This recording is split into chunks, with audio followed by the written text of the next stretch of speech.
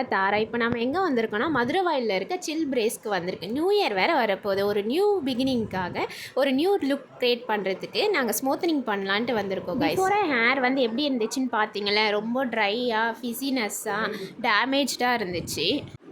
First ப்ரொசீஜரை ஹேரை வந்து shampoo and conditioner போட்டு நல்லா மசாஜ் அண்ட் ஹேர் வாஷ் பண்ணதுக்கப்புறமா ஹேரை நல்லா ட்ரை பண்ணிவிட்டு, என் ஹேர் வந்து ரொம்ப ஃப்ரிஸியாக இருந்துச்சு. அவங்க ரொம்ப பொறுமையாக டீடாங்கிள் பண்ணி என் ஹேரை நல்லா நீட்டாக கோம் பண்ணிட்டாங்க. எனக்கு வந்து ஹேர் ஸ்மூத்னிங் பண்ணணுன்னு ரொம்ப நாள் ஆசை. ஆனால் நிறைய பேரோட ஒப்பீனியன் வந்து பண்ணவங்க வந்து ஒப்பீனியன் என்ன சொன்னாங்கன்னா, இல்லை வேண்டாம் அப்படின்ற மாதிரி சொல்லியிருந்தாங்க. பட் என்னோடய ஆசைக்காக நான் பர்மனெண்ட்டாக பண்ணல, டெம்ப்ரரியாக பண்ணியிருக்கேன். ட்ரை பண்ணி பார்க்கலான்ட்டு. ஃபஸ்ட்டு ப்ரொசீஜருக்கு அப்புறமா ஹேர் ஸ்மூத்னிங் க்ரீம் அப்ளை பண்ணி 45 மினிட்ஸ்க்கு அப்புறமா அகெயின் ஹேர் வாஷ் பண்ணி ஹேரை ட்ரை பண்ணிவிட்டு ஹேரை ஸ்ட்ரைட் பண்ணிட்டாங்க.